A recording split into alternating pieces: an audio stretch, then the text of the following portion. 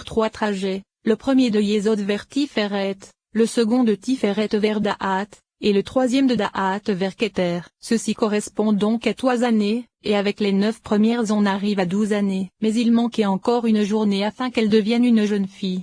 Nous allons donc l'expliquer. Sache que bien que nous ayons expliqué précédemment que la moitié du tiers de la lumière de la Hésed de la Tiferet de Zahir en Pin qui fut placée dans la Keter de Noukba nécessita une année pour y pénétrer, la totalité ne pénétra pas d'un coup lors de la première année mais cela se fit en plusieurs étapes car la moitié de ce tiers se divisa en 4 parties. Lorsque les 2 parties inférieures des Nezayod de Zahir en Pin pénétrèrent en elle, alors la première partie de Hésed pénétra dans la Keter se trouvant dans Noukba. Lorsque les 2 parties centrales pénétrèrent, la seconde partie de Hésed pénétra. Et lorsque les 2 premières parties pénétrèrent, alors la troisième partie de Hésed pénétra. Or la pénétration de ces 3 parties se fit en une année comme cela a été indiqué. Ainsi, il a été expliqué qu'il était impossible aux Geburot de pénétrer en elle tant que la totalité des Assadim n'eurent pénétré. C'est pourquoi toutes les Assadim pénétrèrent d'abord et se propagèrent sur tout l'axe de droite, sur tout l'axe de gauche, ainsi que dans la Keter se trouvant en elle. Ensuite, le Geburot pénétrèrent dans Da'at et descendirent, puis s'élevèrent à nouveau jusqu'à Keter. Et puisqu'il est toujours impossible que Keter soit réparé tant que tout le Parsouf ne l'est pas, la 4e partie de Hésed qui pénétra dans la Keter de Noukba le fit avec retard, après que les Geburot se furent élevés dans sa Keter. En effet, c'est seulement à ce moment que sa réparation fut achevée et que cette 4e partie pénétra, en dernier. Ainsi, sa réparation fut achevée. De cette façon 2 conditions furent remplies car les Geburot ne pénétrèrent pas tant que toutes les Assadim n'eurent pénétré et tant que Keter n'eut achevé sa réparation, grâce à la 4e partie provenant de Hésed qui pénétra en dernier. Il faut donc donner une signification au fait que les Geburot se propagèrent en elle, car la 4e partie de Hésed n'avait pas encore pénétré dans Keter. Cependant, le sujet en est que cette partie n'était pas encore à l'intérieur du corps de Zahir en Pin. En vérité, elles étaient déjà sorties de lui et se trouvaient au-dessus de la tête de Noukba par le secret de la lumière environnante, comme au début. C'est pourquoi les Geburot pouvaient se propager en elle. Et lorsqu'elles eurent terminé, la 4e partie dont nous avons parlé pénétra également dans sa Keter. Nous allons maintenant expliquer le jour qui fut ajouté aux 12 années. Ainsi, il a été indiqué que dans Zahir en Pin la période de descente des Assadim vers Yesod qui était révélée fut d'une journée. Car bien qu'elles fussent révélées c'est à partir de l'emplacement élevé des 2 tiers de la Tiferet du torse que commença leur descente dans la révélation. Alors que dans Noukba, lorsqu'elles sortirent de la Yesod de Zahir en Pin qui s'achevait au niveau de l'extrémité de la Tiferet de Noukba elles pénétrèrent immédiatement dans sa Yesod, et l'endroit où elles commencèrent leur descente dans la révélation était très court c'est pourquoi leur descente ne nécessita qu'un seul jour. Mais lorsque cette faible descente se joignit à la descente de la 4e partie qui environnait Keter qui ne nécessitait pas non plus beaucoup de temps pour sa pénétration dans Keter, cette association des 2 se fit en un jour. Le sujet des 12 années et un jour a donc été expliqué. Il se trouve que c'est lors du premier jour de la 13e année que s'acheva sa réparation et que se termina la pénétration de Hésed dans la Keter de Noukba. Elle pouvait alors être réparée et être appelée Nahar sans et comme cela sera expliqué plus loin. Cependant, tant qu'elle n'eut que 12 ans et un jour elle ne fut appelée que petite fille apostrophe. Et durant ces 12 années et un jour elle était également appelée Ève, femme d'Adam. Cependant, je ne me souviens pas ce que j'ai entendu à ce propos. Je vais donc en rapporter 2 explications sans être certain de laquelle j'ai entendu. Le sujet en est qu'il a été expliqué que la moitié du tiers de la Hésed se trouvant dans la Tiferet de Zahir en Pin se divisa en 4 parties qui pénétrèrent dans la Keter de Noukba en 4 étapes. Or cette moitié de tiers est appelée 6e de la Hésed de la Tiferet de Zahir en Pin puisque c'est l'une des 6 parties que celle-ci contient. Et c'est le sujet du veau du nom Owa. Et Malkout qui reçut ces lumières et le est inférieur comme nous le savons, c'est-à-dire le Eid Owa. Or il reste maintenant la lettre Ayet de Hava, et c'est ce qui me pose problème. Il me semble avoir entendu que si, à propos de ce que Noukba prit de la Hésed qui se trouvait dans la Tiferet de Zahir en Pin pour les besoins de Keter, nous ne considérons pas la totalité de Hésed mais uniquement les 2 tiers révélés, car c'était là la taille de sa Keter comme nous le savons. Il se trouve que la moitié du tiers qu'elle prit correspond à un quart des 2 tiers révélés, et ce quart ne pénétra pas non plus en une seule fois mais se divisa en 4 parties et pénétra en 4 fois. Nous avons donc 2 fois 4 qui donne 8,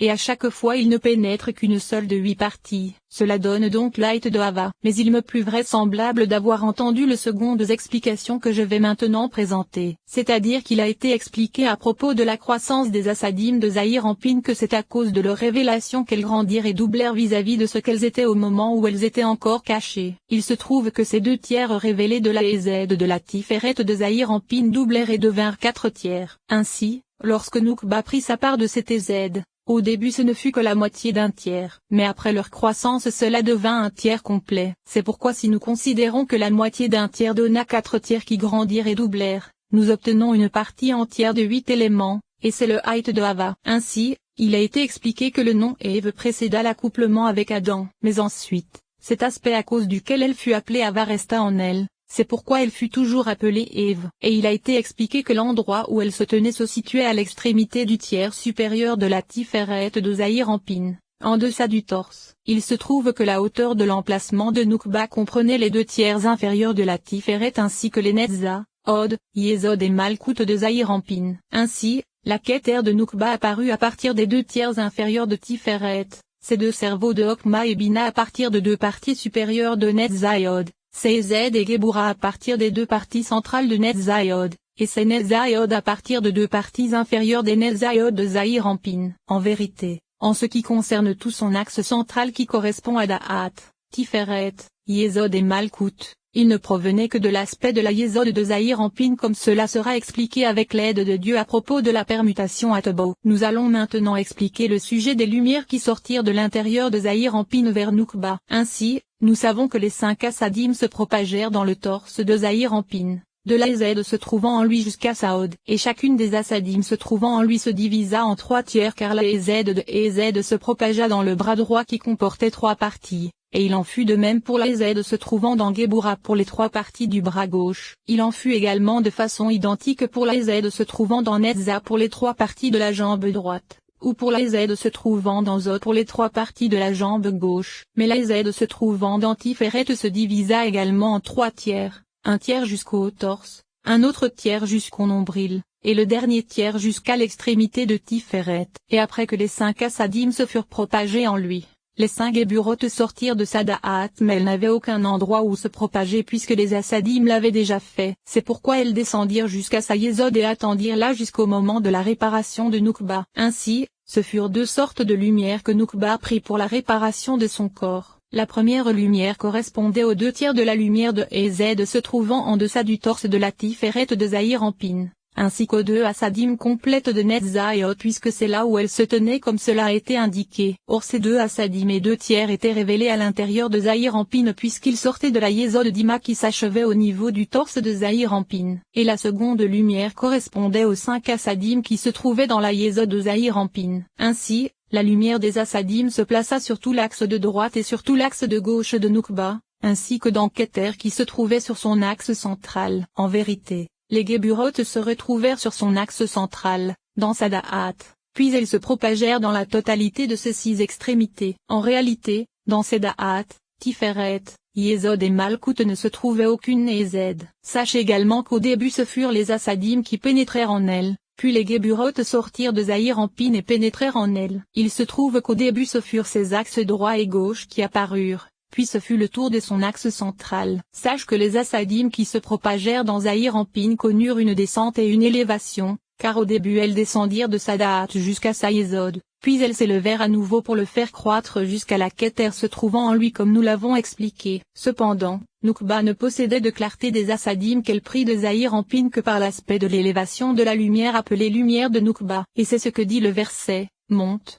puis chantez pour lui. Ceci signifie, comme cela a été indiqué, qu'elles s'élevèrent depuis Zod jusqu'au torse, et c'est là qu'elles jaillirent à l'extérieur. Ainsi, il en fut de façon différente pour les Geburotes car elles descendirent dans la Yesod de Zahir Anpin. Or la Da'at de Noukba était située à l'arrière de la Yesod de Zahir Anpin comme cela a été indiqué, car sa Keter à elle se trouvait face aux 2 tiers de sa Tiferet à lui, et sa Da'at à elle se trouvait donc face à sa Yesod à lui. Et après que les Assadim dont nous avons parlé se furent propagés dans Keter ainsi que sur ces 2 axes à elle, de droite et de gauche, les 5 Geburotes sortirent alors de la Yesod de Zahir Anpin et furent placés dans la Da'at de Noukba lui faisant en face, et elles restèrent là. Puis elles se propagèrent dans le torse comme cela sera expliqué avec l'aide de Dieu. Nous allons maintenant expliquer la répartition des Hasadim et des Geburoth. Ainsi, tout comme elle prit de l'extériorité même du point torse de Zahir Anpin pour réparer son pare-souffle, de même elle prit de la lumière intérieure correspondant aux Hasadim. Nous allons donc commencer par la Keter se trouvant en elle et nous dirons qu'à partir de la Tiferet de Zahir Anpin,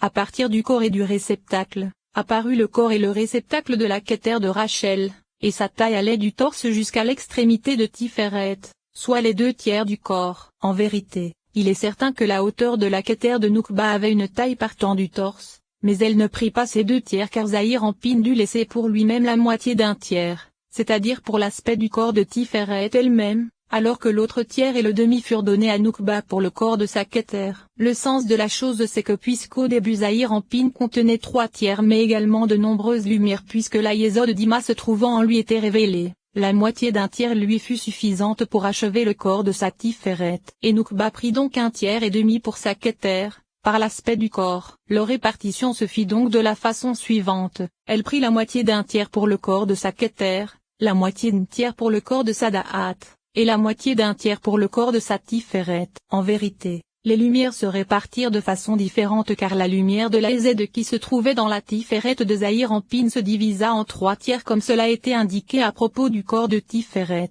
Or en ce qui concerne Zahir Anpin il a été expliqué ce que devinrent les 2/3 supérieurs de cette Hesed. En vérité, son tiers supérieur se divisa en 2 moitiés.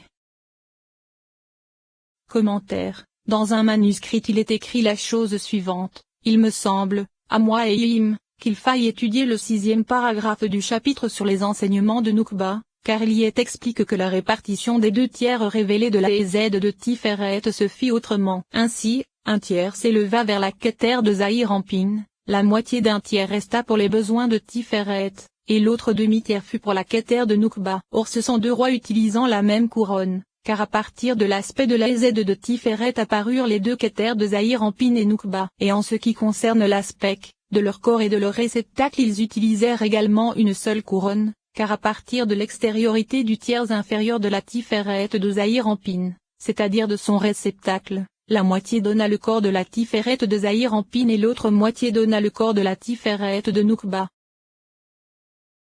L'une s'éleva jusqu'à la Keter de Zahir Anpin et l'autre fut donnée par l'arrière à la Keter de Noukba. Il se trouve que de la lumière se trouvant dans la Hesed de Tiferet elle prit un demi-tiers pour les besoins de la lumière de la Keter se trouvant en elle. Et du corps de Tiferet elle prit 1/3 et demi pour les besoins du corps des Keter, Da'at et Tiferet se trouvant en elle. Grâce à cela tu comprendras le sujet des 2 rois utilisant une seule et même couronne, car la lumière du tiers inférieur de la Tiferet de Zahir Anpin se divisa en 2 moitiés. L'une s'élevant vers la Keter de Zahir Anpin et l'autre étant donnée à la Keter de Noukba. Et à partir du corps de la Tiferet de Zahir Anpin apparut le corps de la Tiferet de Noukba et sa Tiferet se propagea jusqu'à la Tiferet de Noukba. Tout ceci avait pour objectif de les rendre égaux, en particulier vis-à-vis de l'axe central qui est le principe du corps. Ceci afin que les 2 rois soient égaux dans toute leur réalité. Et à partir de la lumière de la Hesed qui s'était propagée dans la Netza de Zahir Anpin et s'était divisée pour les 3 parties de Netza, le tiers supérieur furent donnés à la Hokma de Noukba,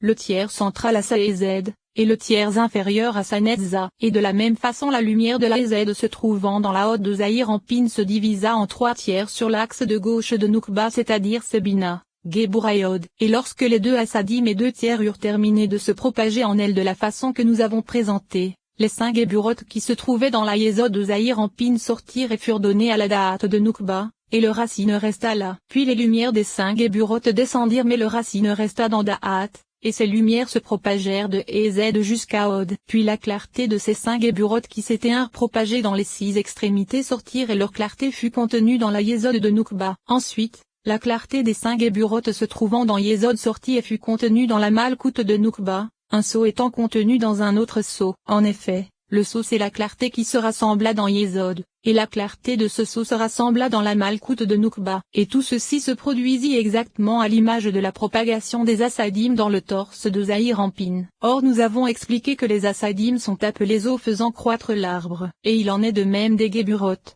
c'est-à-dire qu'elles firent croître Noukba puisque bien qu'elles soient appelées feu vis-à-vis des Hasadim qui sont appelés eaux, vis-à-vis de la femelle elles sont précisément des eaux qui la font grandir. Cependant, Il s'agit d'eau féminine et sont appelées pluies abondantes comme nous le savons, car elles sont précisément de l'eau. Ensuite, les Géburotes révélées s'élevèrent à nouveau jusqu'à Kéter comme cela sera expliqué avec l'aide de Dieu. Nous en avons terminé avec l'édifice de Noukba.